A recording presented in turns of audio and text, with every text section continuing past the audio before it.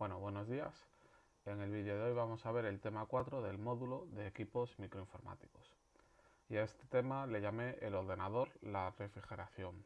Entonces, bueno, en este tema vamos a ver un poco cómo funcionan los diferentes sistemas de refrigeración de los ordenadores. Sobre todo nos centraremos en los ordenadores de sobremesa. Luego hay un tema, que es el tema 5, en el que veremos un poco los dispositivos móviles, portátiles, smartphones y bueno, veremos que hay muchas que una vez entendamos los ordenadores de sobremesa, luego es fácil entender, digamos, sí, cómo va o cómo funciona un smartphone o un portátil por dentro, porque al final tiene muchas similitudes. Lo que pasa es que, bueno, hay diferencias por una cuestión de espacio. Entonces, al principio de este tema lo que hago es una pequeña introducción teórica, digamos, en la cual explico un poco cómo se genera el calor y fundamentos de la termodinámica sobre cómo se mueve este calor para luego entender cómo funcionan los diferentes sistemas de refrigeración. Entonces, bien, en el punto 1 hablo de la generación de calor y el efecto Joule. Bueno, a modo de resumen, el efecto Joule dice que cualquier material o cualquier componente por el que pase una corriente eléctrica desprende parte de la energía eléctrica en forma de calor. Por lo tanto, se calienta. ¿Vale? Bueno, eh, esto se puede entender más o menos pues porque al final la corriente eléctrica son cuántos electrones pasan por segundo a través de un material. Entonces, bueno, los electrones al pasar por el material pues chocan con las partículas, ¿no? Y al rozar, como yo cuando rozo con las manos, así pues generan calor. Entonces, bueno, pues por ese motivo, cuando pasa una corriente eléctrica por un material, se genera calor. Y además este calor son pérdidas energéticas, es decir, si tú tenías, pues, no sé, una potencia de 300 vatios y generas calor, pues pierdes parte de esa potencia en la generación de este calor, ¿vale?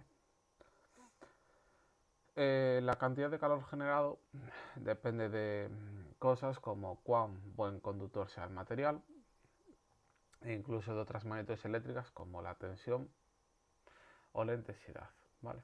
Que al final están relacionadas con la resistencia del material por la ley de Ohm. Seguramente alguno os suene o hayáis escuchado alguna vez en las noticias o así hablar de los superconductores. Los materiales superconductores serían materiales con resistencia cero o casi cero. Entonces, bueno, en este caso sí que no habría estas pérdidas en forma de calor, ¿vale? En este tipo de materiales. Pero a día de hoy, los materiales que se usan en ordenadores o en instalaciones eléctricas y demás, sí que tienen algunas pérdidas, ¿vale?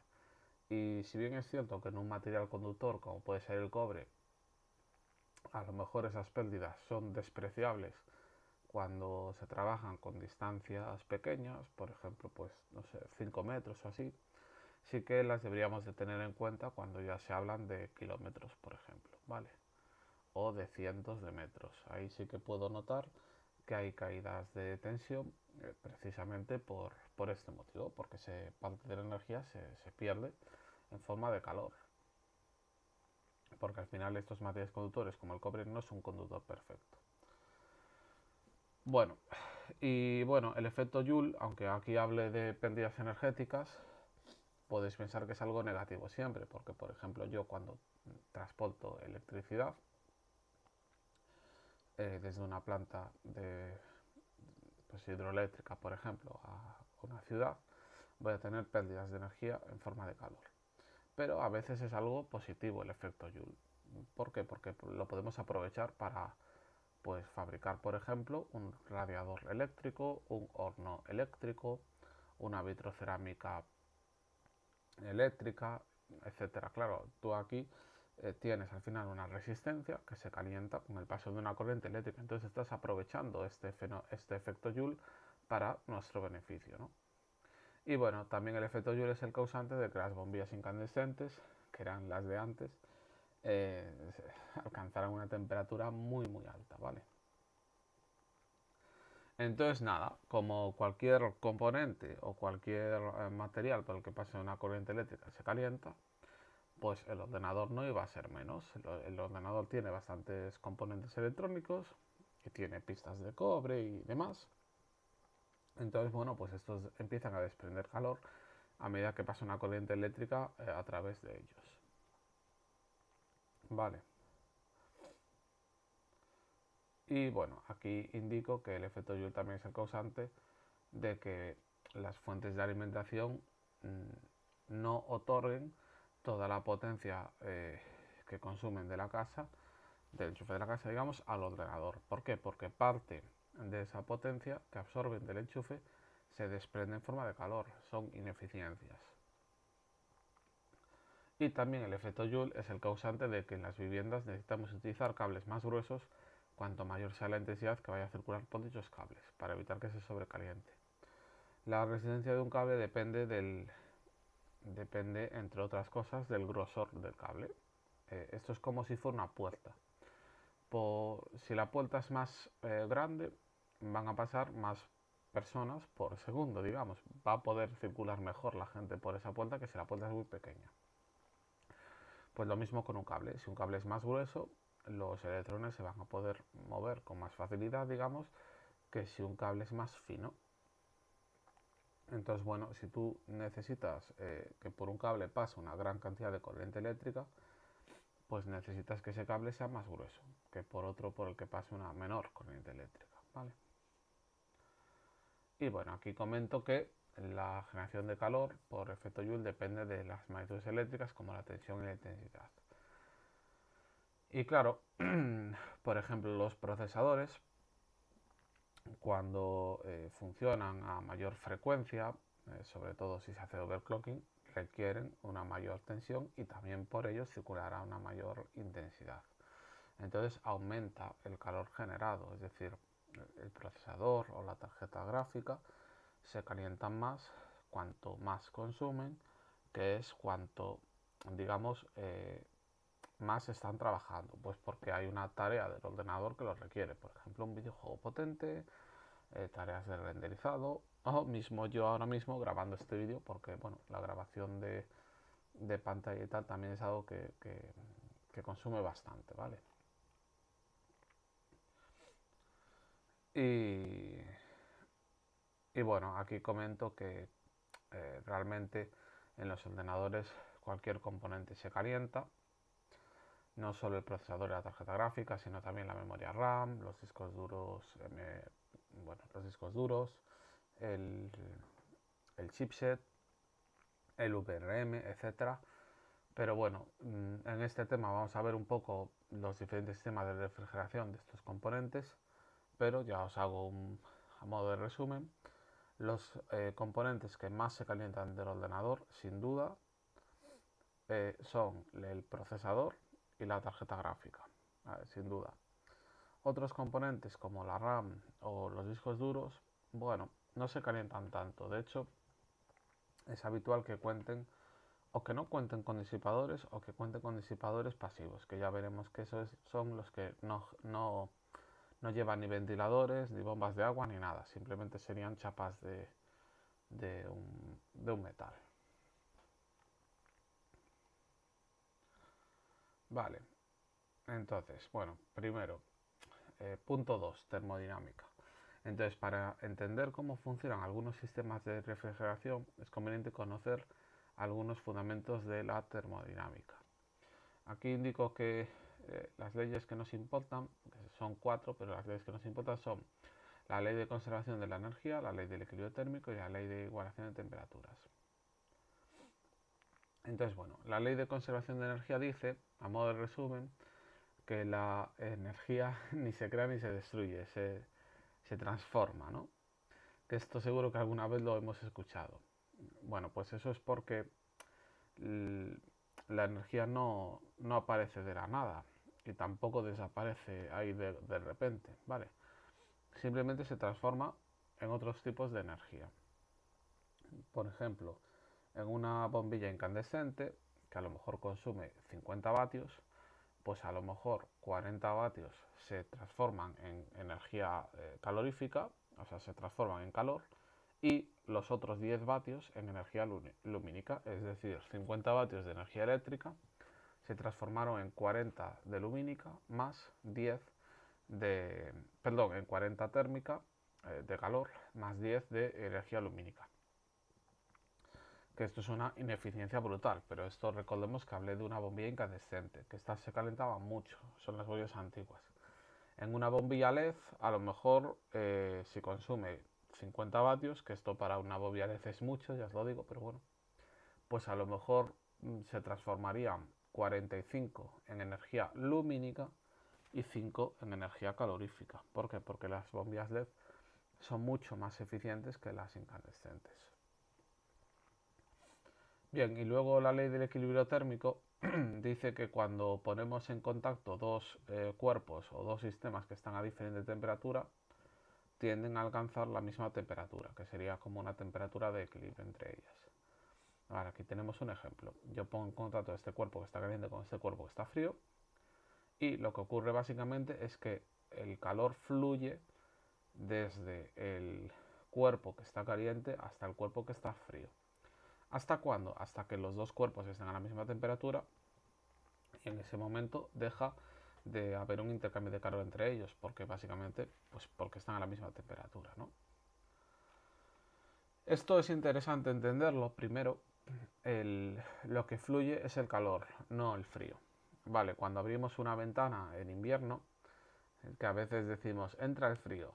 No, no entra el frío en casa. Lo que sale es el calor, ¿vale? Es lo que fluye, es la energía calorífica, el calor. Eso para empezar. O sea, físicamente es mejor decir esto que entra el frío o que se mueve el frío, no. Vale, lo que se mueve es el calor. Y luego también, esto no solo... este ejemplo no solo es para tener dos cosas en contacto una con la otra, por ejemplo. Eso también sirve, por ejemplo, imaginaos, yo estoy en una habitación en la cocina que está a 20 grados y pues caliento una taza con café y sale a, no sé, 40 grados. Dejo la taza en la cocina y espero horas y horas a que se vaya enfriando. Pues hasta qué temperatura alcanzará la taza. Pues alcanzará una temperatura de más o menos 20 grados, la temperatura a la que está la cocina. Realmente la taza cedería algo de calor hacia la cocina y la cocina se calentaría un pelín y la taza se iría enfriando a medida que va haciendo calor. Entonces a lo mejor la cocina estaría a 20,001 grados, a lo mejor. Casi no se notaría porque, bueno, una taza en comparación con toda la cocina, pues casi no le va a afectar la temperatura de esta. Pero bueno, ¿me entendéis? Que no solo tienen que ser dos cuerpos físicos sólidos, uno en contacto con el otro, puede ser una habitación que esté a una temperatura y algo que esté dentro de esta habitación. Entonces, bueno, depende de que está más caliente o frío, digamos, el flujo de calor va a un sentido o el otro. Siempre va desde el más caliente hasta el más frío. Vale, y luego también la velocidad con la que se transfiere el calor depende, aumenta cuanto mayor sea la diferencia de temperatura entre dos sistemas. Y esto se puede ver en esta gráfica. Aquí básicamente vemos la temperatura que tiene, pues no sé, imaginaos una taza que la calentamos a 90 grados y la ponemos en una habitación que está a 10 grados. Vemos que al principio su temperatura baja rápidamente, pero luego poco a poco va más lento. ¿Por qué? Porque la cantidad de calor que se intercambia por segundo es mayor cuanto mayor sea la diferencia de temperatura entre dos sistemas, ¿vale? Entonces, bueno, pues que sepáis que esto ocurre. Y esto lo que hace es que, por ejemplo, un procesador no se esté calentando de forma indefinida. Os voy a poner un ejemplo. Vale, os voy a poner un ejemplo. Entonces, imaginaos que yo tengo aquí un procesador y debajo estaría la placa base, ¿no? y aquí tengo el disipador encima y en medio está la pasta térmica. Bueno, el procesador supongamos que está funcionando a la misma velocidad, por lo tanto el consumo, la potencia térmica que está absorbiendo pues sería de, por ejemplo, 100 vatios, vamos a poner. Entonces esta potencia básicamente lo que va a hacer es que la temperatura del procesador se vaya incrementando constantemente, ¿no? Vale, ¿esto se incrementa hasta el infinito? Pues no, y ya veremos ahora por qué. Porque yo podría pensar, bueno, si el procesador está consumiendo 100 vatios, al final, bueno, es potencia calorífica y poco a poco su temperatura se va incrementando y así sucesivamente hasta el infinito y más allá, pero no, esto no pasa. Entonces, bueno, para evitar que la temperatura del procesador se incremente, básicamente el disipador tendría que ser capaz de absorber estos 100 vatios que le llegan al procesador, es decir, así como le llega, que se lo quite el disipador del procesador. ¿Qué pasa? Que a lo mejor, si el procesador está a 20 grados, al principio de todo, pues el disipador a lo mejor es capaz de absorber, pues a lo mejor 0 vatios. ¿Por qué? Porque está a la misma temperatura y como al principio está a la misma temperatura del procesador, no existe un intercambio de calor entre ellos. Ahora bien, vemos que el procesador se va calentando y ahora llego a los 40 grados. El procesador, ¿eh? Entonces, claro, como el procesador está a 40 grados y el disipador y el aire de la habitación en la que está este ordenador está a 20, pues ahora ya existe una diferencia de temperaturas entre el procesador y el aire y el disipador y por lo tanto sí que empieza a haber pues un intercambio de calor, por ejemplo 50 vatios. Y bueno, y aquí vemos que vale, el disipador es capaz de absorber 50, aunque al procesador le llegan 100, por lo tanto el procesador, la temperatura se va a seguir viendo incrementada. ¿Hasta cuándo? Pues hasta cuando llegue más o menos a los 80 grados, que entonces la diferencia de temperatura entre el procesador y el disipador o el aire de la habitación es mucho más alta y ya vimos en la imagen anterior que cuanto mayor sea la diferencia de temperatura entre dos sistemas, mayor es el intercambio de calor. Por lo tanto aquí, como hay una diferencia de temperaturas grande, pues a lo mejor ya sí que es capaz el disipador de absorber los 100 vatios que le entran al procesador, ¿vale? Y en este momento el procesador ya no se seguiría calentando. ¿Por qué? Porque así como que le llega potencia calorífica, toda la potencia calorífica que le llega es absorbida por el calor, es decir, por el disipador, perdón. Es decir, el procesador ya no es capaz de aumentar la temperatura, ¿vale? Se diría en este caso que se ha alcanzado un equilibrio térmico. Bien. O temperatura de equilibrio, que lo pongo aquí, ¿vale? Es decir, la temperatura de equilibrio de un procesador se alcanza cuando el calor generado por el procesador y el calor absorbido por el disipador es el mismo. Bien, ahora, punto 2.1. Formas de transmisión del calor. Bueno, aquí indico que son 3 formas por las cuales se transfiere el calor. Conducción, convección y radiación. Las que nos interesan para entender cómo funcionan los sistemas de refrigeración de los ordenadores son estas dos, la conducción y la convección. Entonces, conducción, básicamente, es la es la transferencia de calor entre dos cuerpos que están a diferente temperatura o entre dos puntos del mismo cuerpo sin que haya un intercambio de materia. Vale, esto se da pues principalmente, bueno, básicamente en los sólidos. Por ejemplo, una sartén en la que el mango de la sartén se calienta, pues porque el calor pasa a través del metal del cuerpo de la sartén, básicamente. O también pasa en una ventana, que tú tienes una ventana en invierno y el interior, bueno, y ves que se empieza a enfriar la parte de la ventana que da para la casa, ¿por qué? Porque el calor, digamos, se mueve a lo largo del cuerpo de la ventana. Vale. La cantidad de calor que se mueve o sea, que se transfiere por conducción depende de varias cosas. El primero sería cuán buen conductor sea el material del calor. Vale, hay materiales que conducen mejor el calor que otros. Por ejemplo, los metales y los materiales cerámicos son buenos conductores del calor. Por eso yo en invierno los noto fríos, pero en verano los noto calientes, porque conducen bien el calor. De hecho, tú tienes, no sé, una barra de hierro, poneos, y yo lo caliento por este lado y notaría rápidamente en este otro lado que se empieza a calentar también aquí. ¿Por qué? Porque se conduce muy bien el calor a través de la barra de hierro. Entonces depende del material y también depende de cosas como la superficie que hay de contacto, o más bien la superficie por la que se transfiere este calor. Vale, por eso una ventana grande aísla peor que una ventana pequeña.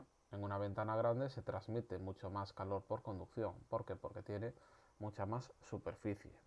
Vale. Bueno, entonces buenos conductores de calor son los metales o los materiales cerámicos, y malos conductores de calor, que son los que llamamos aislantes, serían plásticos, la madera y sobre todo el aire. El aire en movimiento, bueno, sí que no conduce bien, pero aquí hablaríamos de aire estanco, de aire que esté atrapado. Por ejemplo, en la cámara de aire de una vivienda. ¿Por qué las viviendas tienen cámara de aire?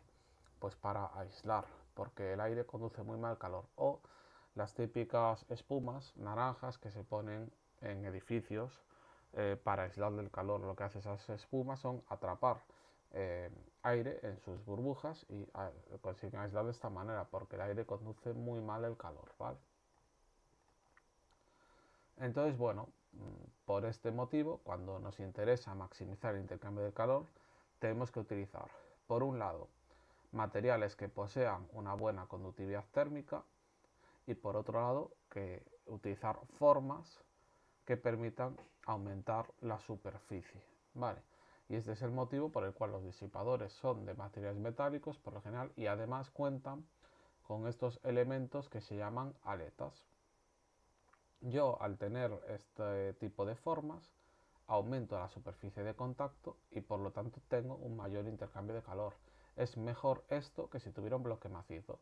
Si tuviera yo un bloque macizo, la superficie, el área, sería bastante menor, ¿vale? Por eso existen este tipo bueno, digamos de formas, ¿no? A esto se le llaman aletas, ¿vale? Son las aletas de un disipador. Y aquí tenemos otro disipador con aletas. Esto sería concretamente un disipador de un procesador, ¿vale? En vez de, o sea, tienen esto en vez de un bloque macizo para tener más superficie. Y aquí tenemos las aletas de un motor eléctrico, ¿vale? Por eso tienen aletas. Y otra forma, o sea, otro mecanismo por el cual se puede transferir el calor es la convección. Que la convección es la transferencia de calor que se da en líquidos y gases, ¿vale? Y se debe al movimiento de las partículas de dichos líquidos o gases. Vale, esto es lo que ocurre, por ejemplo, en una lámpara de lava.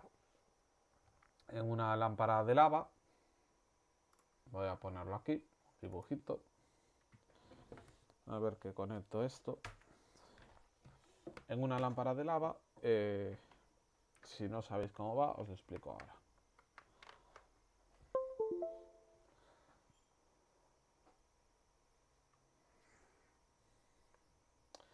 Vale, en una lámpara de lava, imaginaos, esto es la lamparita, ¿no? Pues estaría el foco térmico aquí, y dentro, y esto tiene un... Bueno. En una lámpara de lava estaría el foco térmico aquí, ¿no? El foco... En una lámpara de lava estaría el foco de calor aquí, debajo, y esto dentro tiene, pues, como un líquido, ¿no? Entonces, tiene un material que cuando está aquí se calienta. Entonces, ¿qué pasa con la mayoría de los materiales? Cuando se calientan, se expanden por dilatación. Y entonces, claro, si ocupan más volumen, pero teniendo la misma masa, su densidad disminuye, por lo tanto suben. Entonces, lo que está caliente aquí sube. Y aquí se enfrían arriba. Entonces, lo que está frío, al contrario, se encogen un poco y su densidad aumenta, por lo tanto bajan. Entonces, claro, es constante, el movimiento va así, para arriba, para abajo, para arriba lo que está caliente, para abajo lo que está frío. Y si os fijáis, claro, al funcionar de esta manera, existe un intercambio de calor muy rápido entre esta zona y esta. ¿Por qué? Porque ya no es que el calor pase a través del propio material, como puede ocurrir en una barra maciza de hierro, que poco a poco va pasando. Es que aquí directamente hay partículas calientes que se mueven y que reemplazan las partículas frías. Y las frías de aquí bajan. Vale, esto es lo que ocurre, por ejemplo, en este caso. Es el motivo, pues uno de los motivos por los cuales existe el viento, ¿no? Y aquí vemos un ejemplo, el aire frío baja porque pesa más y aquí se calienta con el suelo y sube, ¿vale? Entonces, bueno, la diferencia entre la convección y la conducción es que en la convección veo que sí que hay un movimiento de la materia, hay un intercambio de materia en ese sentido. Entonces tú podrías tener una convección, digamos, natural, que es algo como esto. Tú dejas que se mueva poco a poco las partículas gracias a pues, las diferentes densidades y demás, pero tú también podrías forzar este movimiento de las partículas. Y si tú fuerzas el movimiento de las partículas, se dice que tienes un sistema de refrigeración por convección forzada. ¿Y cómo las fuerzas? Pues las puedes forzar con ventiladores o con bombas, que estos básicamente reemplazarán o forzarán que el movimiento de las partículas para que se reemplacen las partículas calientes con partículas más frías. Vale, aquí tenemos por ejemplo un disipador con ventilador. Pues esto es un sistema de convección forzada. ¿Por qué? Porque tiene un ventilador que va a reemplazar las partículas calientes que se vayan situando cerca de las aletas del disipador para sustituirlas por partículas más frías y que absorban este calor, ¿vale? Y aquí tenemos un, un ejemplo de convección forzada, que sería, pues enfriamos un huevo con un ventilador, en este caso, que reemplaza las partículas calientes que se sitúan al lado del huevo por otras partículas frías. Y aquí tenemos convección no forzada, que sería simplemente yo dejo un huevo caliente y poco a poco se va a ir enfriando porque, bueno, pues las partículas que se sitúan al lado van a ir subiendo, son reemplazadas por partículas más frías y bla, bla, bla. Pero poco a poco, ¿vale? Los sistemas de convección forzada refrigeran mucho más porque al final estás forzando este movimiento y vas a hacer de las partículas y vas a hacer que vaya más rápido. Entonces, bueno, los sistemas que cuentan con ventiladores o con bombas de agua, en el caso de mover líquidos, pues van a refrigerar mejor que los sistemas que no cuentan con ellos, básicamente. Vale, este es el motivo también por el cual, ¿por qué nosotros soplamos algo si queremos enfriarlo antes? Pues por este motivo, cuando soplamos algo estamos aplicando un sistema de refrigeración por convección forzada, porque estamos reemplazando las partículas calientes que hay alrededor de, del elemento que queremos refrigerar. Y luego habría una última forma de transmitir calor, que es la radiación, pero bueno, esto es lo que ocurre, por ejemplo, en el Sol y porque nos calienta el Sol, pero esto en ordenadores no tiene, no tiene ninguna relevancia. Vale, aquí veo que, bueno, ahora ya empezamos con la refrigeración del ordenador y comento que, bueno, que los distintos sistemas de refrigeración que se usan en los ordenadores dependen de varios factores. Por ejemplo, primero, del calor que genera el elemento o conjunto de elementos que queremos refrigerar. No es lo mismo refrigerar un procesador de gama alta que un procesador de gama baja, o no es lo mismo refrigerar un procesador que una memoria RAM. ¿Por qué? Porque consumen o generan distinto calor. Y luego también depende un poco del espacio y peso que ocupe el sistema de refrigeración, del mantenimiento que requieren o del precio, del coste económico que supone. Repito, aquí se vuelve a decir que los componentes que más se calientan de un ordenador son, por lo general, el procesador y la tarjeta gráfica. Entonces, primero, sistemas de refrigeración pasiva. Vale, vamos a tener dos sistemas de refrigeración, pasiva y activa. La refrigeración pasiva o los sistemas de refrigeración pasiva son aquellos que no requieren de un consumo de energía eléctrica para su funcionamiento. Es decir, no van a tener ni ventiladores ni bombas de agua, que básicamente son los elementos que consumen energía eléctrica en los sistemas de refrigeración. Los sistemas de refrigeración pasiva básicamente consisten en meter disipadores y ya está, sin ventiladores, o sea, no van a tener convección forzada por este motivo. Vale, los sistemas de refrigeración pasiva, por lo tanto, no permiten evacuar mucho calor, pero son más económicos, su mantenimiento es más sencillo porque no tienen de ninguna parte móvil y además, bueno, ocupan menor espacio. Incluso se podría tener o indicar como ventaja que, bueno, que precisamente no requieren de un consumo eléctrico para funcionar, ¿vale? Con el coste económico que eso puede suponer. Entonces, bueno, los sistemas de refrigeración pasiva se reservan para esos componentes que no generan tanto calor. Por ejemplo, una memoria RAM o un disco duro SSD. Incluso en muchas placas bases el chipset es refrigerado de forma pasiva. Tiene un disipador encima, pero este disipador no cuenta ni con ventilador ni con otros sistemas que requieran energía eléctrica. Bueno, aquí vemos un ejemplo de un procesador que está refrigerado con un disipador pasivo. ¿Por qué? Porque no tiene ningún ventilador, o sea, no tiene nada que consuma energía eléctrica para la refrigeración. Esto es raro, ¿vale? O sea, en un ordenador a día de hoy los procesadores son refrigerados de forma activa. Pero bueno, si vais a placas más pequeñas, una Raspberry Pi, un Arduino y tal, sí que, o incluso si el procesador es muy malo, ni cuenta con ningún sistema de refrigeración, pero en una Raspberry Pi juraría que van con un disipador así, pasivo, básicamente. Y aquí indico que, bueno, lo que dije antes, los sistemas de refrigeración pasiva, como tampoco pueden disipar mucho calor, se reservan para esos componentes en los que es suficiente, pues porque no genera mucho calor. Por ejemplo, memorias RAM, discos duros SSD, el VRM de las placas base, también. Vale, y aquí comento que existen sistemas de refrigeración pasiva más potentes que un simple disipador como estos y ya está, ¿vale? Y los vamos a ver ahora. Son los heat pipes, también llamados caloductos, o las cámaras de vapor. Entonces, heat pipe o caloducto. Bueno, pues básicamente voy a ir a la imagen y aquí lo veo mejor. A ver, los heat pipe, también llamados caloductos, son tubos de un material que conduce bien el calor, ¿vale? No sé si eran de cobre exactamente, aquí lo indico, creo.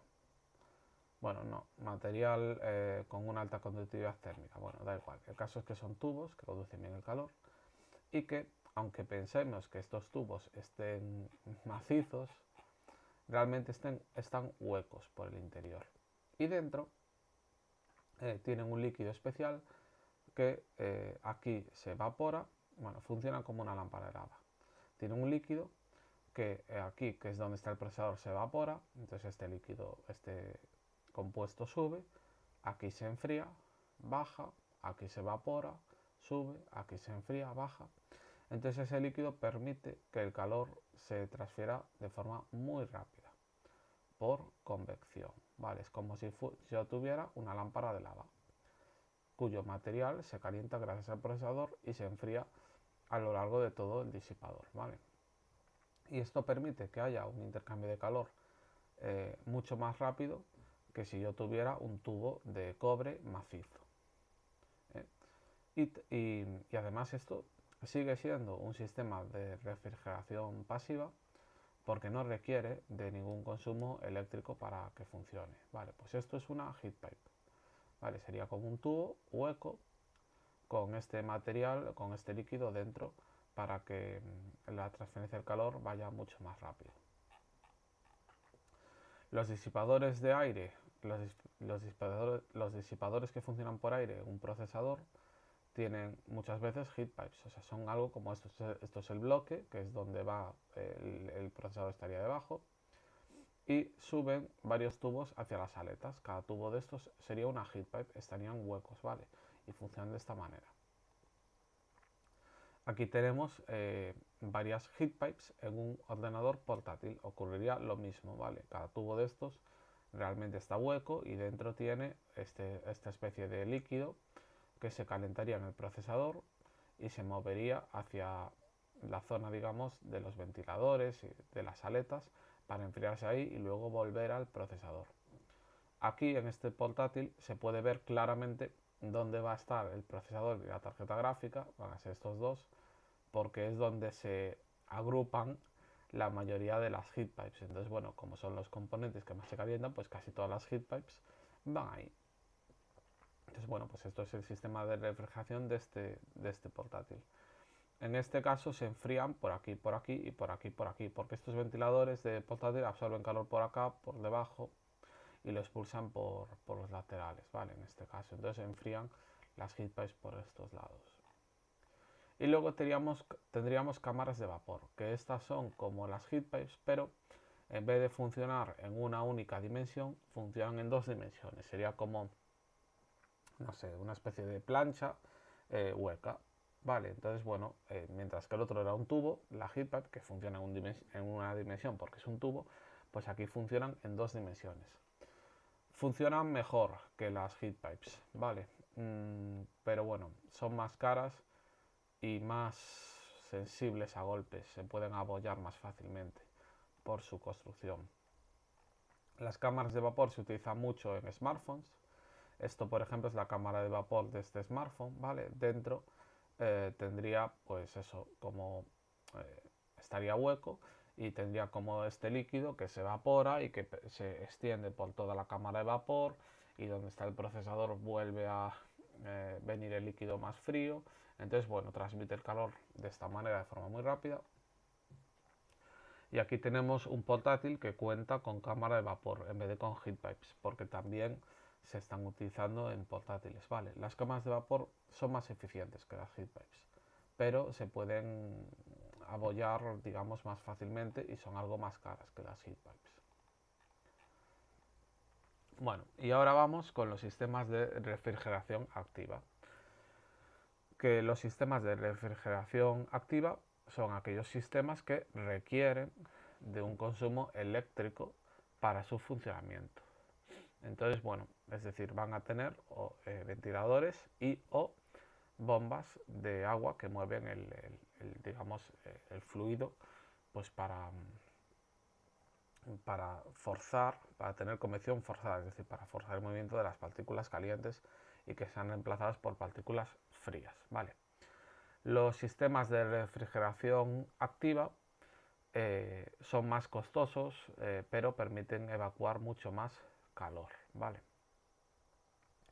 Y por supuesto, pues por tener más componentes, su mantenimiento también va a ser más caro, van a ocupar un mayor volumen, un mayor espacio por lo general y demás. Pero bueno, estos son los que se suelen utilizar para refrigerar procesadores y tarjetas gráficas, básicamente porque son componentes que se calientan mucho.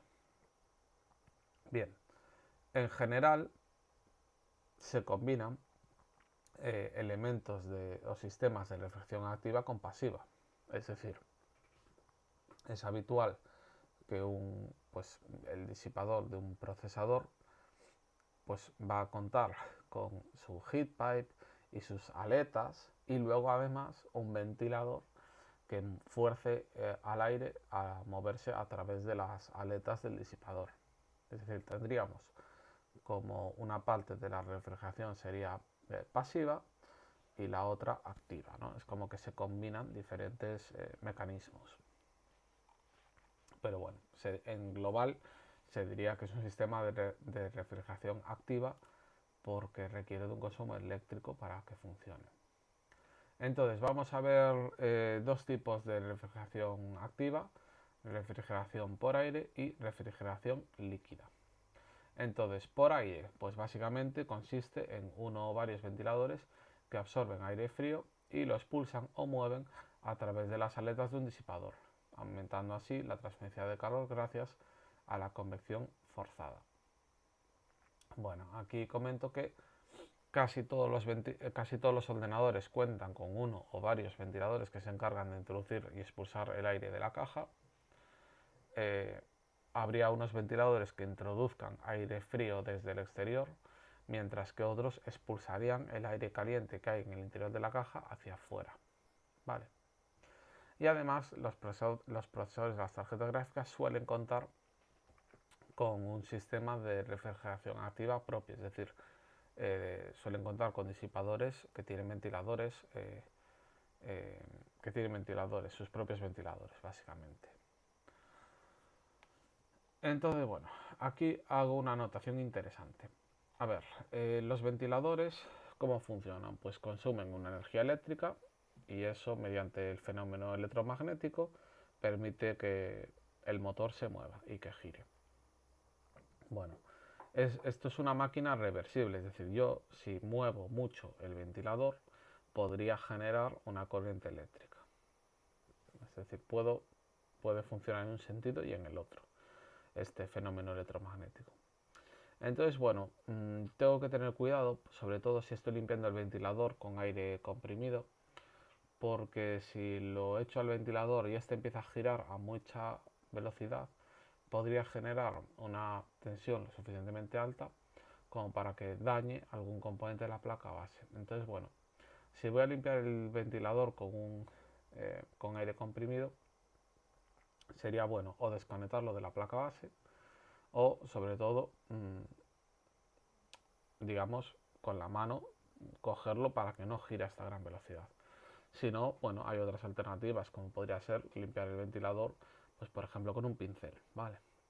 Aparte, el uso del aire comprimido o de una aspiradora para limpiar un ordenador quizás no es del todo recomendable por el tema de la electricidad estática. Al final el aire, cuando se mueve a gran velocidad y las partículas chocan, se van cargando de electricidad estática y eso puede generar ciertas descargas en ciertos componentes del ordenador que me los puede dañar. Cada vez esto de la estática es un problema menor porque cada vez los componentes, digamos, están más protegidos frente a esto, pero bueno, sí que es cierto que es algo que puede ocurrir. Bien, entonces, tipos de disipadores de aire para el procesador. Bueno, pues vamos a ver dos tipos. Los primeros son los de tipo torre. Estos, bueno, son como este, suelen ser bastante altos y el aire lo mueven en horizontal, ¿vale? Son los más utilizados en ordenadores de gama alta, pero ocupan muchísimo espacio y a lo mejor incluso en cajas pequeñas no entran. Vale, básicamente son como estos. Aquí iría el procesador, sube el calor por unas heat pipes a las aletas del disipador y hay como unos ventiladores que mueven el aire en horizontal, ¿vale? Forzando que las partículas de aire calientes al lado de las aletas del disipador sean reemplazadas por otras partículas más frías. Y aquí tenemos otro sistema, otro ejemplo de disipador de aire de tipo torre. Aquí estaría el procesador, el calor sube, bueno, y en este caso solo hay un ventilador que mueve el aire a través de estas aletas. Y aquí tenemos un disipador de tipo torre instalado en una placa base, ¿vale? Debajo de este disipador estaría el procesador. Y aquí tenemos un disipador de tipo torre que va a ser instalado sobre el procesador. Y por último tenemos los disipadores de bajo perfil, que estos, bueno, pues mueven el aire en vertical en vez de en horizontal y son algo como esto, ¿no? Ocupan menos espacio que los disipadores de tipo torre, porque al final no llegan hasta aquí, sino que llegarían solo hasta aquí, ocupan mucho menos espacio, pero tienen menos capacidad de refrigeración, ¿vale?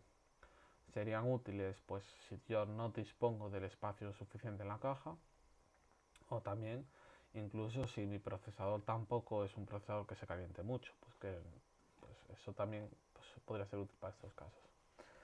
Y aquí comentaba que algunos procesadores, aunque esto era más bien antes y no tanto ahora, venían en su caja cuando los comprabas con un disipador de aire, que podías utilizarlo o podrías decir utilizar otro. Y estos disipadores que venían en la caja solían ser de este tipo, ¿vale? Solían ser disipadores de bajo perfil. Este es un ejemplo de disipador que venían con los procesadores de Intel de la generación 12, que de hecho esta generación se calentaba bastante y casi nadie recomendaba utilizar el propio disipador que venía en la caja, sino utilizar un disipador pues mejor que compraras aparte. Bueno, interesante esta notación. Cuando, eh, cuando atornillamos un disipador a la placa base, para conectárselo al procesador, pues es bueno hacerlo en cruz. Normalmente tendría pues como 4 tornillos, pues primero sería este, luego este, luego este y luego este, por ejemplo. Hacerlo en cruz. Y además sería bueno incluso hacerlo en dos fases. Primero aprieto un poquito en cruz y luego aprieto un poquito más en cruz. ¿Por qué? Para ir distribuyendo la fuerza. Aparte así tienes juego. Si yo aprieto mucho aquí, a lo mejor incluso luego no soy capaz de meterlo en estos agujeros porque se deformó, porque se movió un poco. Entonces es bueno ir poco a poco y vas ajustando. Y además distribuyes la fuerza. Si tú aprietas mucho en un lado, se te puede como deformar la placa por ese lado, ¿vale? Y si se te deforma, a lo mejor el procesador no hace un buen contacto con la placa del disipador.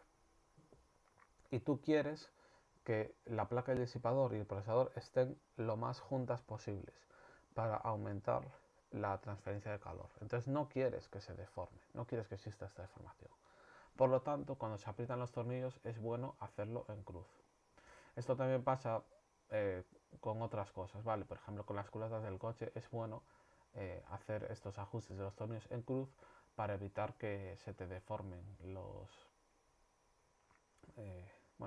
el material, básicamente, para evitar que se deforme.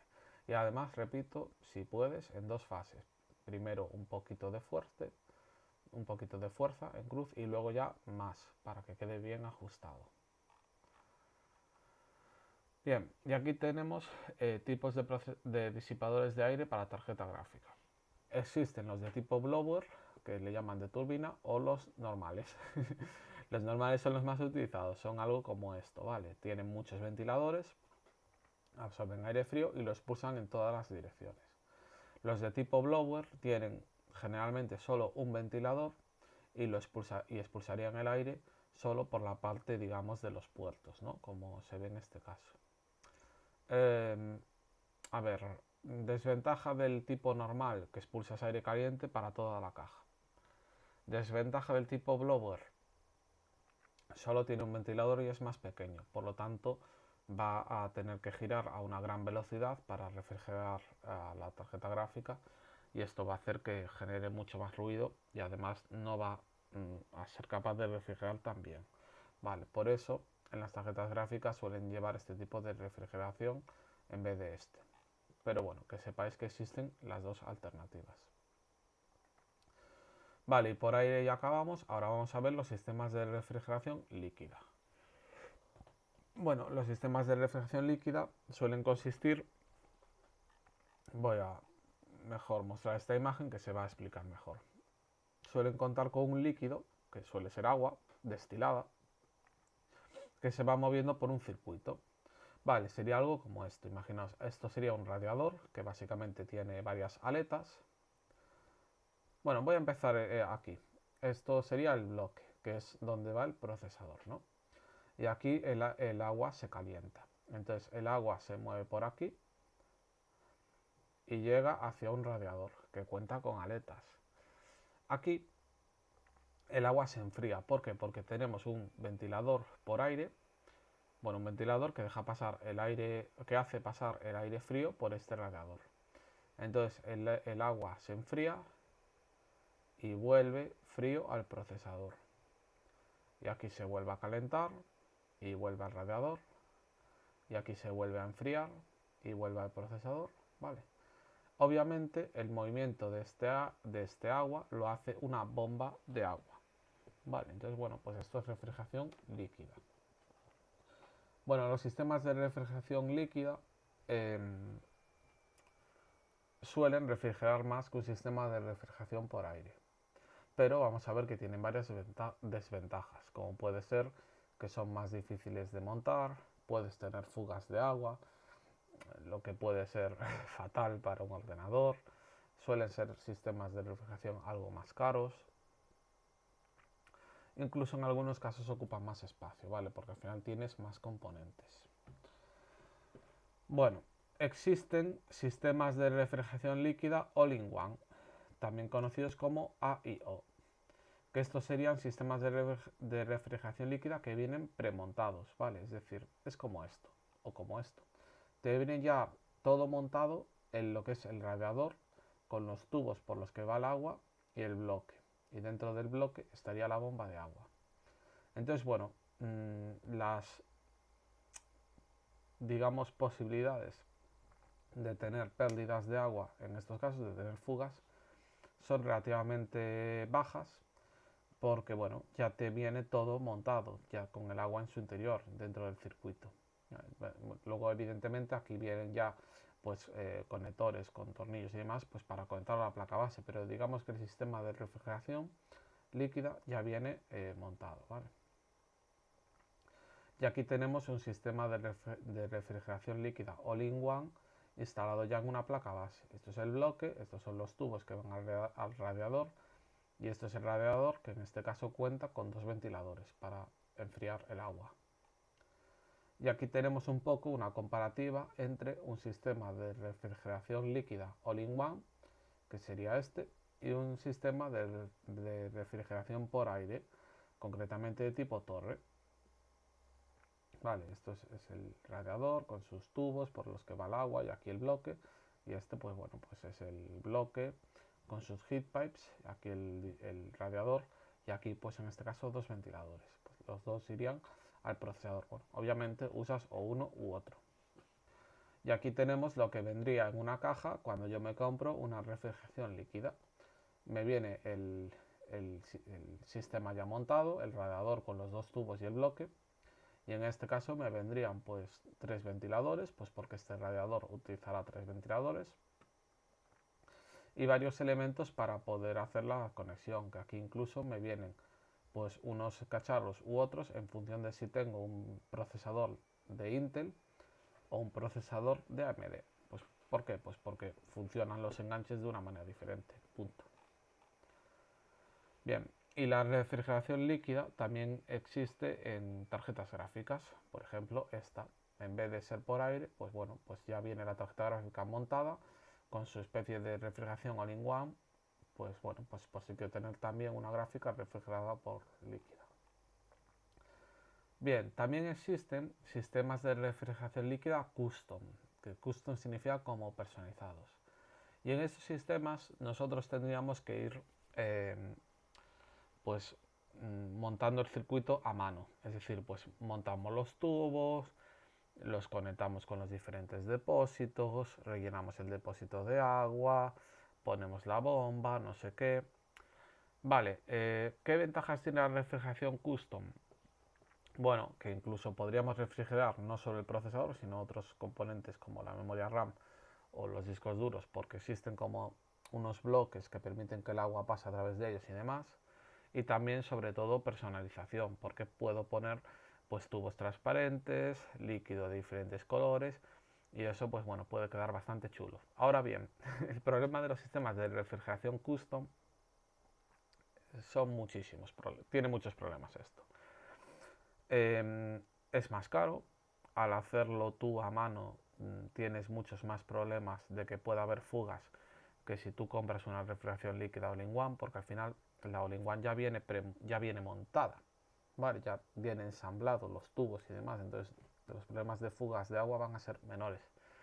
Y luego además, en un sistema de refrigeración custom, si tú quisieras quitar algún componente del ordenador, tendrías que vaciar el circuito de agua, tendrías que purgarlo, ¿no?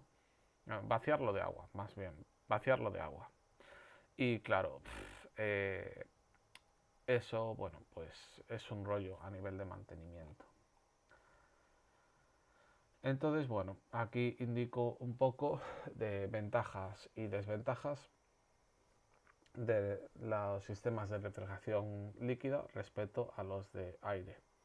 Vale, la principal ventaja es que por lo general refrigeran más, pero como desventajas tenemos varias. Son más caros, requieren de un mayor mantenimiento, especialmente las refrigeraciones custom. Luego son más difíciles de instalar y también pueden haber fugas de agua. Incluso, bueno, la bomba de agua es algo que se suele fastidiar bastante, ¿vale? En un sistema de refrigeración por agua. Y el agua incluso se puede evaporar si, si cuenta con alguna pequeña fisura por la que quizás no caiga el agua, pero sí que poco a poco iría saliendo el vapor de agua. Entonces te quedarías sin aire dentro del circuito. Y eso pues es fatal porque la refrigeración líquida ya no funcionaría. Bueno, ocurre algo interesante. Si tú en un disipador por aire el ventilador no te funciona, imaginaos aquí, estos ventiladores no funcionan, pues al menos tendrías el efecto pasivo del propio disipador, es decir, tendrías el funcionamiento de las heat pipes y de las aletas. Entonces, aunque no funcione el ventilador, pues bueno, es un refrigerador, es un disipador pasivo bastante bueno. Pero si en una refrigeración líquida la bomba de agua no funciona, por lo tanto no existe esta circulación de agua, esto casi no tiene efecto de refrigeración pasiva. Entonces, bueno, también esto es otro problema, ¿no? Yo personalmente soy más fan de la refrigeración por aire que la refrigeración líquida. Pero sí que es cierto que existen algunos procesadores en el mercado que si no cuentan con refrigeración líquida, estás básicamente pues desaprovechando su potencia. Vale, pero bueno, hoy en día existen existen disipadores de aire muy potentes que alcanzan valores muy cercanos a los de refrigeraciones líquidas, ¿eh? Ojo. Vale, y otro ejemplo de refrigeración líquida es la refrigeración por inmersión, que básicamente consiste en introducir los ordenadores en un líquido que no conduce la electricidad, obviamente, para que no se dañen, y bueno, y se refrigeran gracias a este líquido.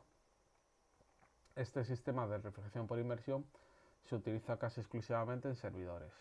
Habrá frikis que tengan esto en su ordenador doméstico, pero bueno, sería raro. Vale, esto es un ejemplo de servidor. Recordemos que un servidor no deja de ser, o sea, un servidor puede ser perfectamente un ordenador, pero bueno, o más bien un ordenador puede ser usado como un servidor, ¿vale? Los servidores ya son un conjunto, digamos, de ordenadores ya preparados para que hagan esas funciones que digamos que tiene un servidor. En este caso sería un servidor refrigerado por aire y en este caso vemos un servidor refrigerado por inmersión. Bueno, hay dos tipos de refrigeración por inmersión.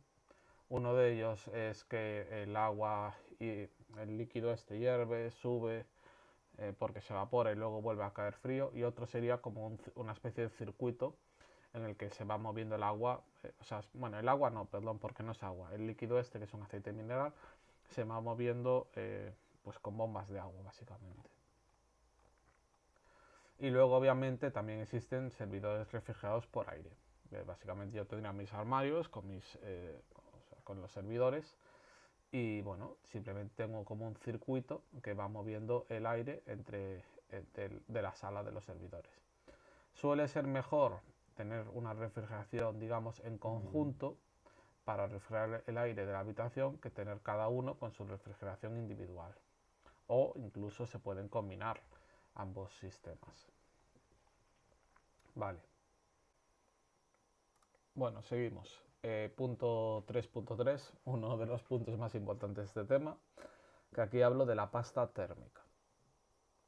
Bueno, entre el procesador y su disipador suele haber pasta térmica, que esto también ocurre entre el chip de la tarjeta gráfica y su disipador y en algunos casos entre el chip de otros componentes electrónicos y sus disipadores, ¿vale? Bien, entonces, la superficie del procesador y la superficie del disipador no es perfectamente lisa. O sea, lo ideal es que fueran perfectamente lisas, una y otra, y poner una sobre otra, y entonces que no haya nada de espacio entre ellas y que no hubiera nada de aire ni nada. Entonces habría un contacto perfecto, pero no es perfectamente lisa porque al fabricar pues es imposible hacer algo perfecto, básicamente. Entonces, estas superficies tienen microfisuras. Vale, tienen como microfisuras. Esas microfisuras lo que hace es que si yo coloco el disipador sobre el procesador, haya pequeños huecos en los que quedaría aire. Y ya os comenté al principio del tema que el aire conduce muy mal el calor. Por lo tanto, a ti no te interesa que haya aire entre el procesador y el disipador. Entonces, lo que se hace es añadir una pasta térmica entre ellos dos. ¿Qué va a hacer la pasta térmica? La pasta térmica básicamente lo que va a hacer es rellenar estos pequeños huecos evitando que haya aire entre el procesador y el disipador. ¿Vale? Es decir, reemplaza el aire por la pasta térmica, básicamente. Aquí tenemos un ejemplo de imagen. Se ve el procesador con el disipador encima y dentro se pondría la pasta térmica para rellenar esas microfisuras. Obviamente esta imagen está bastante exagerada, ¿no? Para que se aprecien esas microfisuras que pueda haber, rellenando así el aire que quede entre ellos dos. Bueno, la pasta térmica se va secando con el tiempo porque tienen como compuestos húmedos. Entonces es recomendable cambiarla cada 1 o 2 años para que no pierda, bueno, sí, eso, básicamente es recomendable cambiarla cada 1 o 2 años. Cuando se seca pierde eficacia, por eso hay que cambiarla.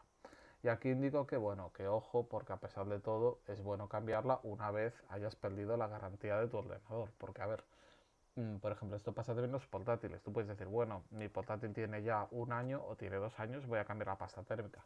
Bueno, pero es que la garantía a día de hoy, al menos en la Unión Europea, es de 3 años para un portátil que compras nuevo. Entonces, normalmente cuando tú abres un portátil pierdes la garantía, que de hecho suelen tener algún mecanismo por el cual los vendedores pueden saber si lo has abierto o no. Por ejemplo, pues pueden poner una pegatina encima de un tornillo que es necesario sacar para abrir el ordenador.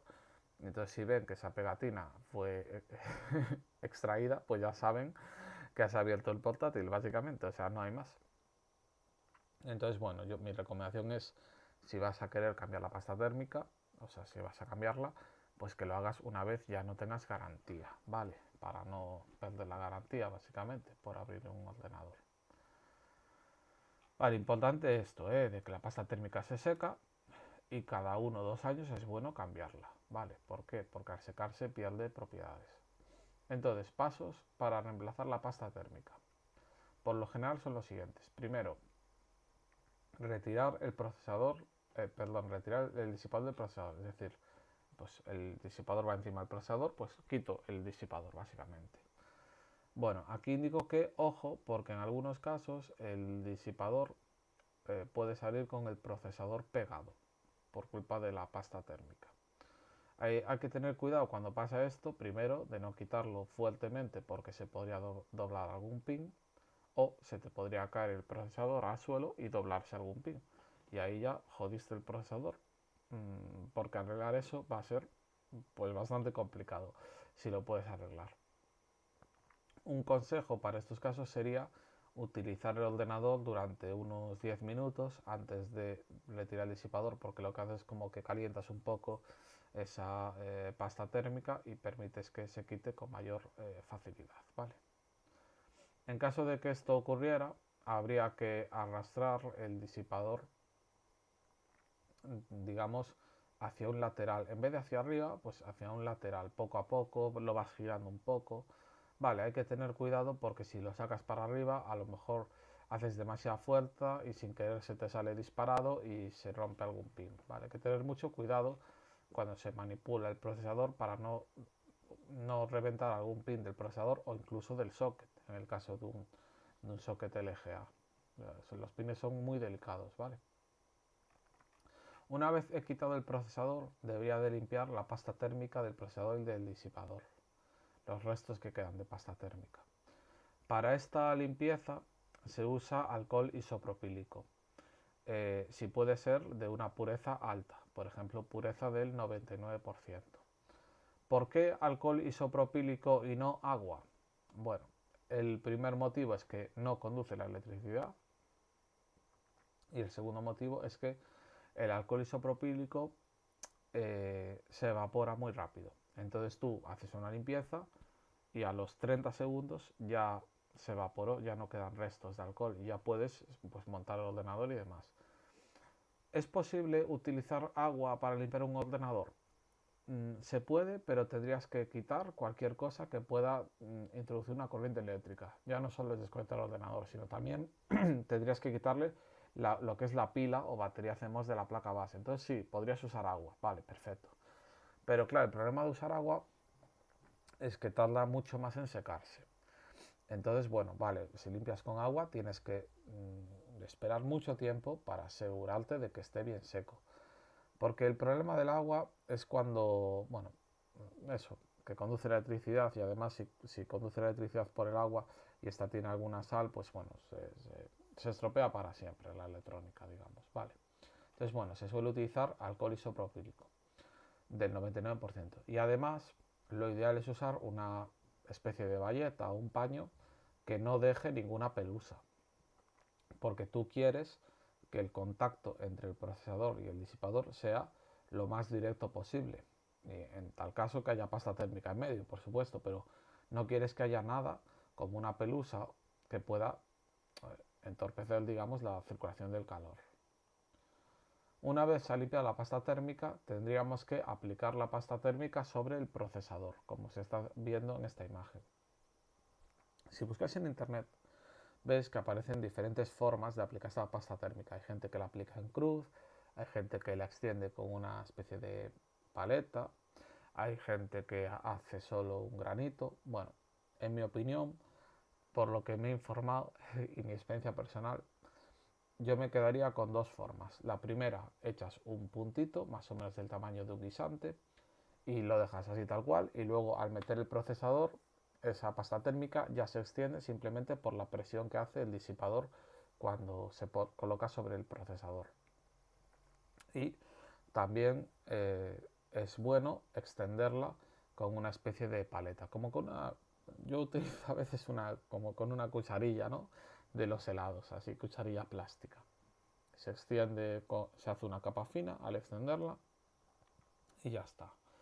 Vale, no es bueno poner ni poca pasta térmica ni demasiada.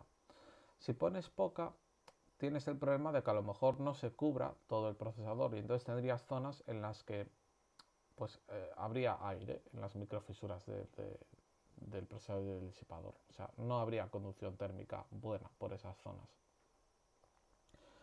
De todas formas, si pones poco, lo ideal es que la parte central sea la que esté cubierta porque es la que tiene los núcleos del procesador. Y si pones demasiada, puede ser que salga pasta térmica por fuera o incluso que quede una capa demasiado gruesa de pasta térmica. Y eso podría reducir el rendimiento. Entonces hay que tener la cantidad precisa. Eso te lo dice la experiencia. Vale, más o menos es el tamaño de un guisante. Vale, aquí tenemos también pasta térmica, que en este caso están usando como una paleta para extenderla. Y ya está. Bien, después de poner la pasta térmica en el procesador, habría que instalar el disipador. Vale, como están haciendo en esta imagen, que aquí está el procesador y van a meter el disipador encima. Lo que hará al meterle el disipador también es extender la pasta térmica por la presión que hace. Y ya estaría, vale. Aquí están reemplazando la pasta térmica de una tarjeta gráfica, porque al final las tarjetas gráficas también tienen su propio procesador y su propio disipador. Entonces también se puede reemplazar su pasta térmica. Y aquí pongo imágenes donde se ven, por ejemplo, cómo se aplica o las consecuencias de aplicar muy poca pasta térmica o demasiada pasta térmica en un procesador. Aquí se lo hacen poniendo como una especie de placa de metacrilato transparente para que se vea un poco el efecto. Si usas muy poca, vemos que no se extiende por todo el procesador, y si usas demasiada, quedaría una capa gruesa y además habría parte de la pasta térmica que saldría por fuera. Entonces hay que poner la cantidad exacta. Y aquí vemos también otra imagen que resume un poco los pasos que acabo de explicar para reemplazar la pasta térmica. Primero removemos el disipador, lo quitamos, luego limpiamos la pasta térmica del disipador y del procesador con alcohol isopropílico. Bueno, dejamos secar, luego añadimos la pasta térmica y bueno, aquí podría extenderla con una paleta o no, si lo único que quiero es añadir un puntito, y luego ya meteríamos el procesador. Vale. La cantidad mejor de pasta térmica sería la suficiente como para cubrir todo el procesador, pero con el mínimo grosor posible de pasta térmica. Vale, esa sería como la cantidad exacta. Bien, y aquí comento que algunos disipadores, cuando los compras, vienen como con pasta térmica preaplicada. En algunos casos puede ser interesante usar esta pasta térmica preaplicada porque ya no tendría que comprar otra, y en algunos casos no. ¿Por qué? Porque a lo mejor esta pasta térmica es de mala calidad. Deberíamos de informarnos previamente la calidad de esta pasta térmica que viene preaplicada. El caso es que cuando la pasta térmica viene preaplicada en un disipador, estos, para protegerla, suelen venir con una especie de lámina plástica que hay que retirar antes de conectar el disipador al procesador, antes de montarlo, básicamente. ¿Por qué? Porque si no quitas esta lámina plástica, básicamente tendrías, en vez de procesador, pasta térmica, disipador, tendrías procesador, lámina plástica, pasta térmica y luego disipador. Y el plástico conduce muy mal el calor, o sea, esto me daría problemas de rendimiento por culpa de que la evacuación del calor sería malísima, ¿vale? Y lo comento porque es un error típico cuando un novato monta un ordenador, olvidarse de retirar esta lámina plástica, ¿vale? Aquí vemos un ejemplo de disipador en el que incluso aparece aquí, ¿no?, en la lámina plástica, pues este mensaje de advertencia de que retires la lámina plástica antes de conectarlo. Bueno, tipos de pasta térmica. Existen varios tipos de pasta térmica en función de su conductividad térmica, si el precio, su viscosidad, si conducen o no la electricidad, etcétera, etcétera. Bueno, la conductividad térmica, por si lo veis en internet, al buscar los distintos tipos de pasta térmica, se expresa en vatios dividido entre metros Kelvin. A mayor conductividad térmica, mejor, porque significa que va a transmitir mejor el calor. Y eso te interesa para tener una mejor refrigeración.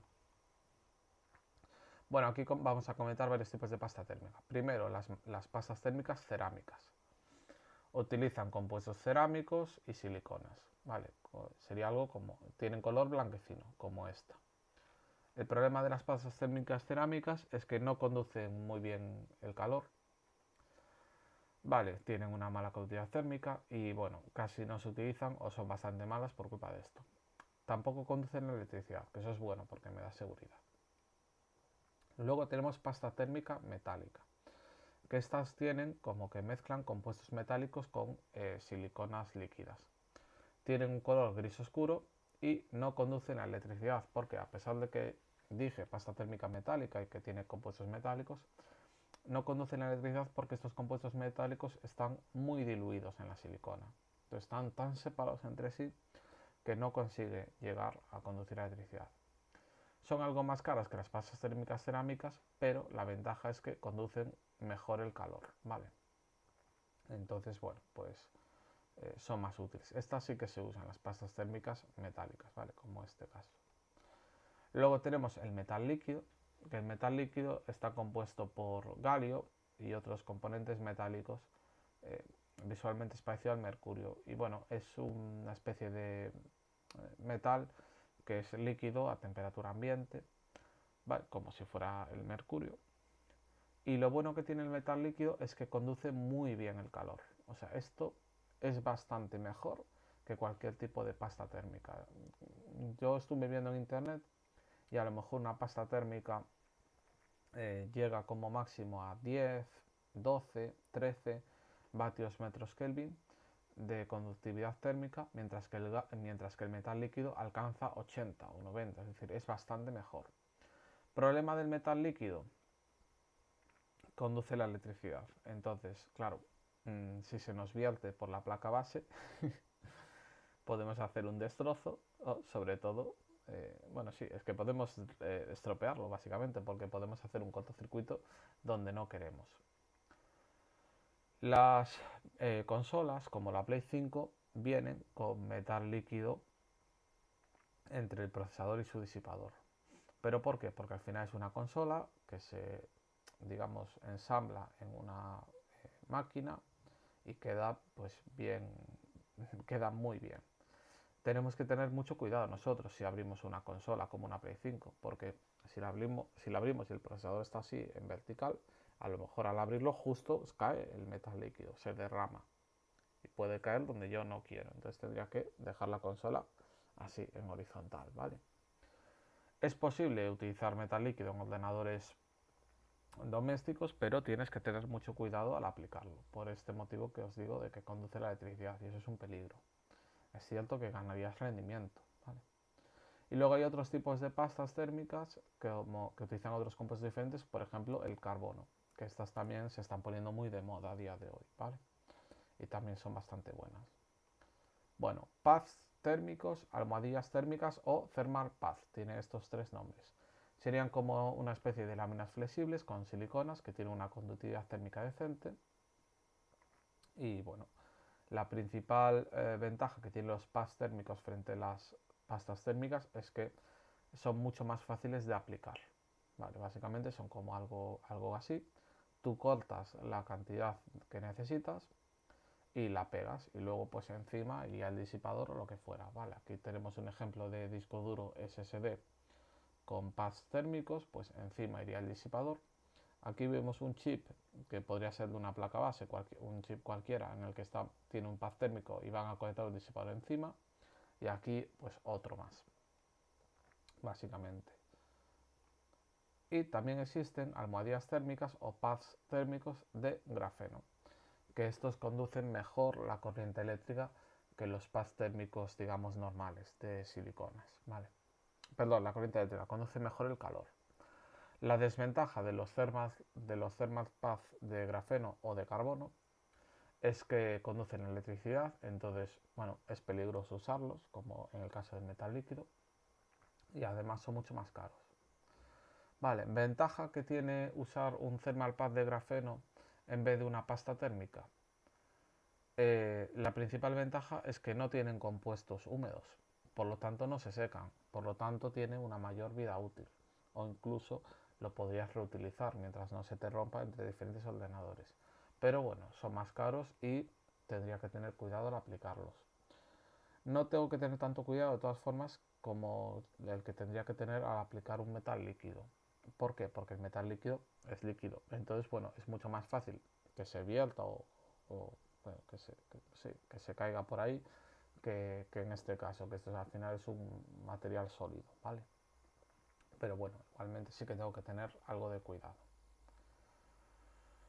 Bien, y aquí en este punto, sistemas de refrigeración adicionales y otro hardware, hablo un poco de la refrigeración de las memorias RAM, del VRM, del disco duro SSD y de otros sistemas del ordenador. Estos, bueno, se suelen calentar menos que el procesador y la tarjeta gráfica. Suelen contar con refrigeración pasiva, pero a pesar de todo existen algunos componentes que sí que tienen refrigeración activa, ¿vale? Incluso se pueden comprar en el mercado como una especie de adaptadores que te permiten modificar la refrigeración de estos componentes. Por ejemplo, aquí en estas imágenes de arriba vemos unos disipadores para discos duros SSD con conector M.2. Pues este sería algo muy bestia, con refrigeración por aire. Vale, tú conectarías, o sea, meterías el disco duro por aquí y esto, bueno, este es el ventilador, habría que conectarlo al conector de la placa base y tendrías un disco duro SSD refrigerado por aire. Bueno, y esto sería pues refrigeración pasiva simplemente.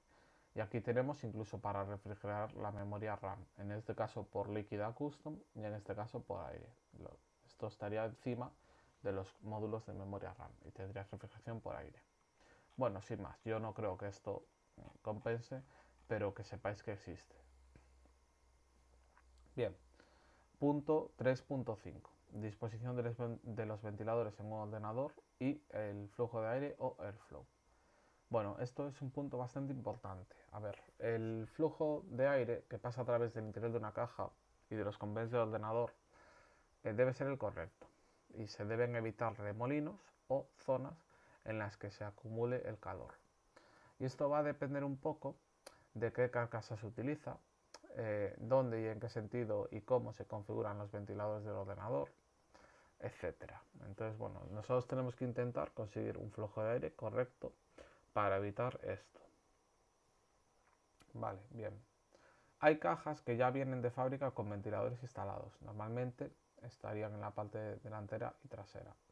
También hay cajas que cuentan con agujeros más grandes, con más zonas para meter ventiladores, con zonas más grandes que permiten incluir ventiladores o radiadores de mayor tamaño. Bueno, en general, obviamente, cuantos más huecos haya para que pase el aire, mejor refrigeración vas a poder tener, pero entraría más polvo, ¿vale? O incluso podría llegar a haber más ruido. Hay cajas que incluyen zonas para colocar filtros de polvo, que esto pues reduciría ligeramente la capacidad de refrigeración porque estás limitando un poco lo que es la entrada de aire y la estás entorpeciendo, pero disminuirías en gran medida la cantidad de polvo que entraría al ordenador. En general, personalmente, pienso que compensa tener filtros de polvo, ¿vale? Habría que limpiarlos cada cierto tiempo, obviamente, los filtros. O reemplazarlos, depende del tipo de filtro que utilices. Pero bueno. Y nada, algo genérico es que los ventiladores se suelen colocar de tal manera que el aire frío entre por la parte frontal del ordenador y salga caliente por la trasera. Y en las cajas que cuentan con ventiladores en la parte de abajo y en la parte de arriba, el aire frío entraría por la parte frontal y por la parte inferior del ordenador y saldría por la parte superior y por la parte trasera del ordenador, ¿vale? Que esto además aprovecharía un poco el hecho de que el aire caliente tiende a subir. Sería algo como esto, ¿no? Es la parte delantera, por aquí entra aire y saldría por la parte trasera. Vale, como se ve por ejemplo en esta imagen, ¿no? Aquí entra por abajo y entra por delante y sale por detrás. Bueno, y punto 3.5.1, tamaño de los ventiladores, radiadores y sus características. A ver, en el mercado me encontraría me encontraría ventiladores y radiadores de diferentes tamaños. Y las cajas también tienen diferentes tamaños, digamos, en sus huecos, ¿no? Para conectar ventiladores o radiadores. Entonces, yo cuando compro un ventilador o un radiador para una caja, tengo que fijarme en qué tamaños de ventilador y radiadores me permite conectar dicha caja. Porque a lo mejor si la caja es muy pequeña, pues un ventilador o un radiador grande, pues básicamente no me entra. Los tamaños más usados en los ventiladores serían los de 120 milímetros o los de 140 milímetros, que esto sería la longitud del lateral. Vale, aquí tenemos, por ejemplo, las dimensiones de un ventilador de 120 milímetros. Vemos que de un lado a otro hay 120 milímetros de distancia. En los radiadores también existen diferentes tamaños, por ejemplo los de 120, 240 y 360 milímetros, que funcionarían con un ventilador, con dos ventiladores o con tres ventiladores, estos radiadores, ¿vale? Bueno, sin más. Yo me tengo que fijar, bueno, y los hay de más tamaños, y yo me tengo que fijar en cuál puedo usar en función de mi caja. Por lo general, a mayor tamaño de ventilador, permite mover más aire girando a la misma velocidad. Por lo tanto, van a ser ventiladores más silenciosos porque no necesitan girar tan rápido como un ventilador pequeño para poder refrigerar, ¿vale? Entonces, bueno, si puedes tener ventiladores más grandes, suele ser mejor que tener ventiladores más pequeños, básicamente por el ruido. Y en portátiles y consolas los ventiladores suelen ser más pequeños o incluso suelen tener un factor de forma diferente. Vale, en el caso de los portátiles, por ejemplo, estos suelen absorber aire eh, por debajo del portátil y en vez de expulsarlo por el otro lado, es decir, en vez de expulsarlo en dirección axial, lo expulsan por el lateral, ¿vale? Lo cogerían así y lo expulsarían por acá. En los portátiles se suele absorber aire por debajo del portátil y en vez de expulsarlo por arriba, que me quemaría las manos cuando estoy con el teclado, no, lo suelen expulsar o por la parte trasera o por la parte o por los laterales o por ambos. Y bueno, reemplazar un ventilador de un portátil es fácil, simplemente si se te estropea pues tendrías que abrir el portátil, ver la referencia que tiene ese ventilador, buscarla en internet, comprarla y, y reemplazarlo, ya está. Bueno, y aquí digo que otra característica que tienen los ventiladores serían sus conectores. Por ejemplo, qué tipo de conector tienen, si son configurables o no, el ruido que hacen, si tienen RGB o no, eh, el caudal de aire, que el caudal sería cuánto cuántos litros de aire pueden mover por segundo, la presión estática, el tipo de rodamiento que utiliza. Eso lo digo porque, bueno, aquí no profundizo, pero bueno, hay rodamientos, por ejemplo, que son magnéticos. Entonces, bueno, son ventiladores que hacen mucho menos ruido y se desgastan menos en su funcionamiento porque no roza al girar, ¿vale? Pero bueno, son otras características adicionales que existen.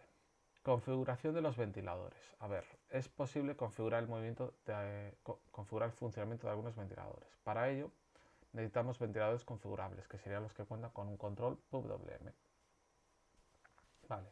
También necesitaríamos un conector de la placa base con control PWM y una BIOS, UEFI o un programa que permita configurarlos. Los conectores con control PWM tienen 4 pines, mientras que los que carecen de control PWM solo tienen 3 pines. ¿Por qué? Pues básicamente porque hay un pin que sería para este control PWM.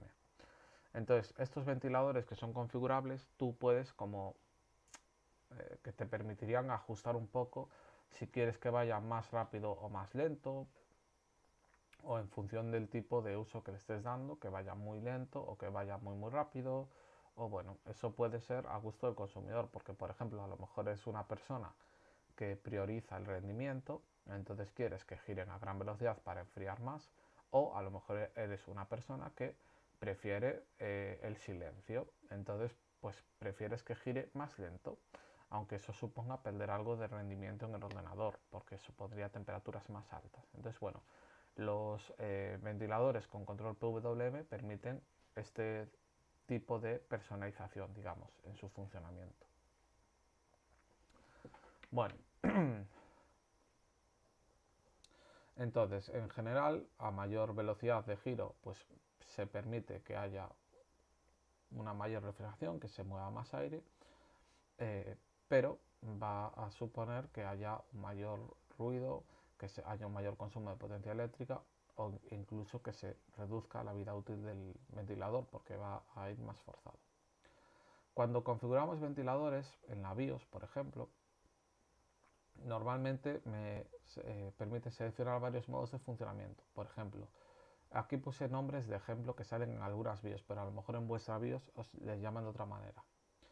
Estándar o Balanced, que sería como modo estándar o balanceado, sería lo que viene por defecto. Modo Quiet, es decir, silencioso, los ventiladores serían más lentos en este caso. Cool, que significa frío, pues los ventiladores serían más rápido. Fixed, que significa fijo, se establecería en este caso una velocidad fija para que se muevan siempre a la misma velocidad. O Custom, que significa personalizado, y esto me permitiría pues establecer un poco a mi gusto de qué manera quiero que se muevan los ventiladores en base a la carga en base a las temperaturas del ordenador. Vale, esto sería un ejemplo de pantallazo en una BIOS UEFI en la que bueno, están configurando el funcionamiento de los ventiladores de forma custom. Y aquí dicen, bueno, pues de 0 a 40 grados el ventilador va a girar al pues 13%. A partir de 72 grados más o menos, pues el ventilador ya va a girar al 100%. Y entre esto y esto, pues la velocidad de giro va a aumentar de esta forma, básicamente. Vale, pues así tú, bueno, pues puedes configurar como quieres el movimiento. Bien, presión negativa, presión positiva y presión neutral.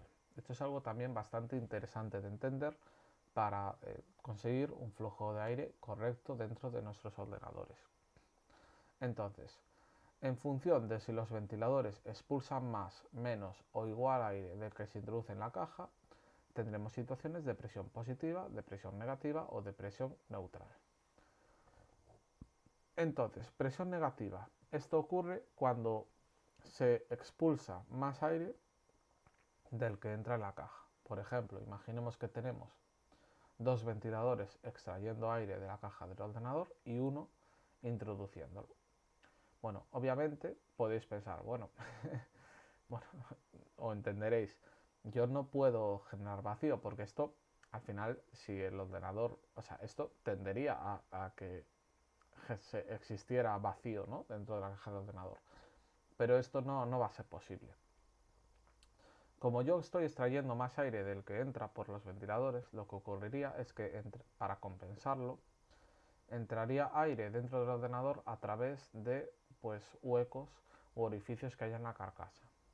¿Qué pasa? Que este aire que entraría en el ordenador entra a través de zonas que no tienen filtro. Por lo tanto, entraría mucho polvo.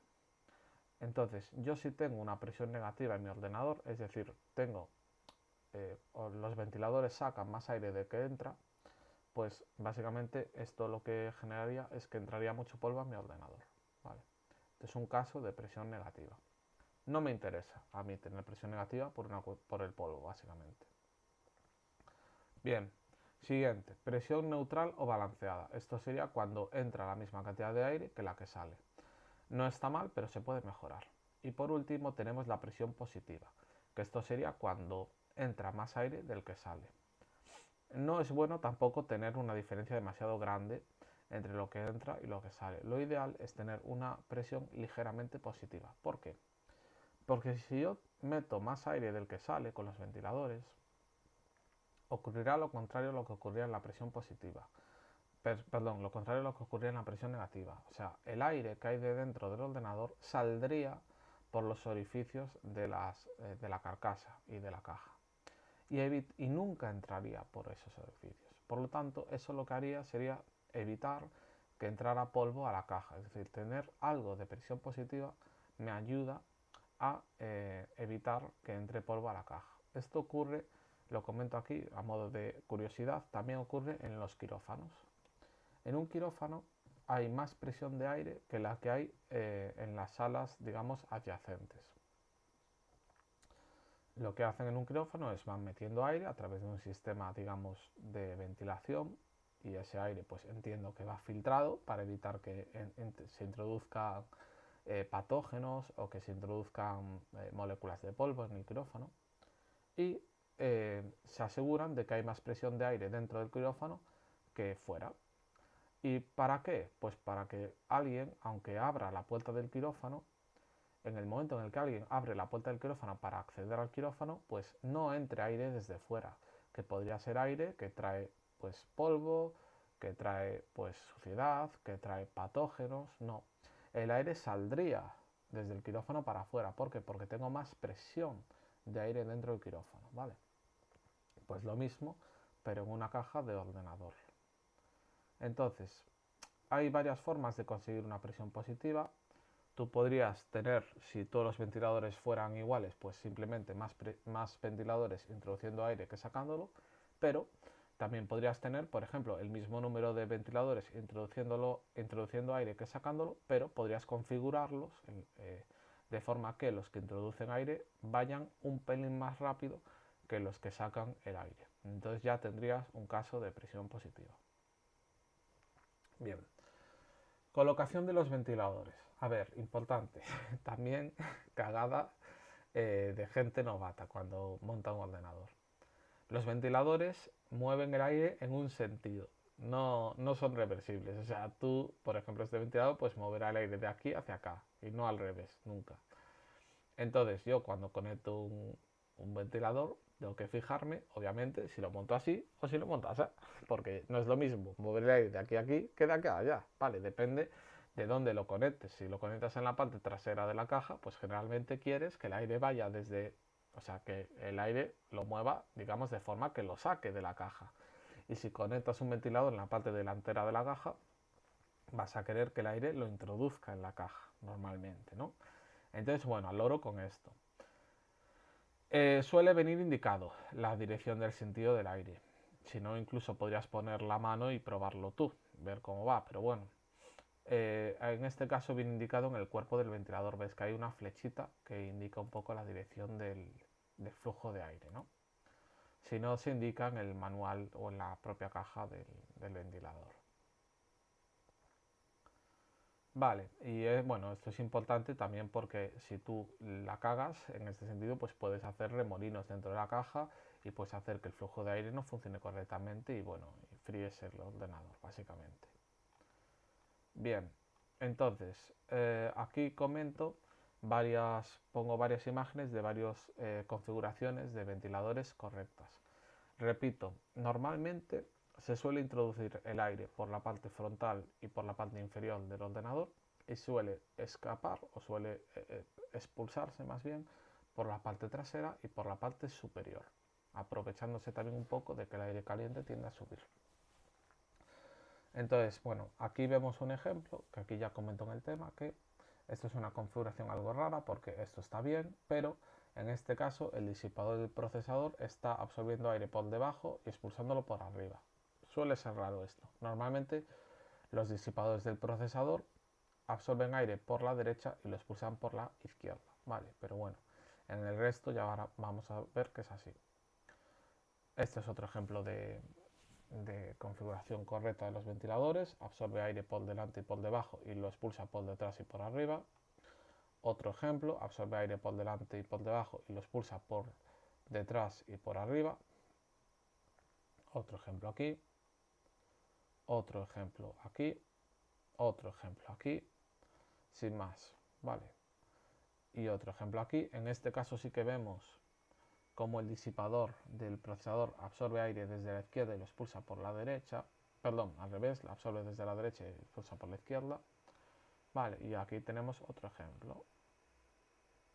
Y otro ejemplo y otro ejemplo. Aquí lo mismo, ¿veis? El disipador absorbe por la derecha y expulsa por la izquierda, ¿vale? El procesador. Bien. Y aquí comento que, a ver, este tipo de configuración en la que se absorbe aire frío por debajo y por delante del ordenador y se expulsa por atrás y por arriba, es un tipo de configuración que suele funcionar, ¿vale? O sea, es el típico de configuración estándar que funciona siempre. Puede haber mejores tipos de configuración según tu caja o según los componentes que tengas. Podría. Vale, para pues, probarlo, pues podrías hacer pruebas modificando pues, ciertos parámetros y haciendo pruebas de rendimiento a ver cuál es la más óptima. Pero bueno, este tipo de configuración es algo que suele funcionar bastante bien, por eso os lo indico, y es como suelen estar montados. Incluso hay cajas que tienen huecos para meter ventiladores por un lateral y demás, pero bueno, sin más. Y en esta nota nada, simplemente indico que una correcta gestión del cableado ayuda a tener una mejor ventilación, básicamente porque los cables pues entorpecen la circulación de aire.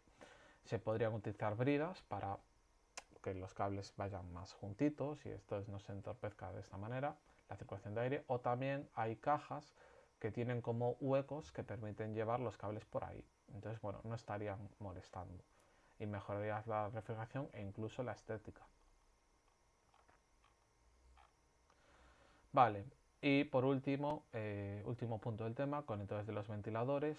A ver, los ventiladores y la bomba de agua se tienen que conectar a la placa base, ¿vale? Para que la placa base les dé la energía para funcionar e incluso les dé más o menos tensión en función de si quieren que estos giren a más velocidad o menos, en función de la temperatura del ordenador. Bien, yo en la placa base voy a tener diferentes conectores uno para el ventilador de la CPU, por ejemplo, o sea, del procesador. A lo mejor tengo varios conectores para los ventiladores de la caja. Tendré algún conector para lo que es la bomba de agua. Vale, entonces yo cuando conecto un ventilador tengo que fijarme en qué conector de la placa base voy a conectar dicho ventilador o dicha bomba de agua. Porque no va a ser lo mismo. O sea, por ejemplo, el conector de la placa base que se llame CPU fan, que eso significa ventilador de la CPU, pues va a mandar más o menos tensión en función de la temperatura del procesador. Vale, entonces yo a ese conector tengo que conectar el ventilador del procesador y no un ventilador de la caja, por ejemplo. Entonces me tengo que fijar qué conecto en cada conector.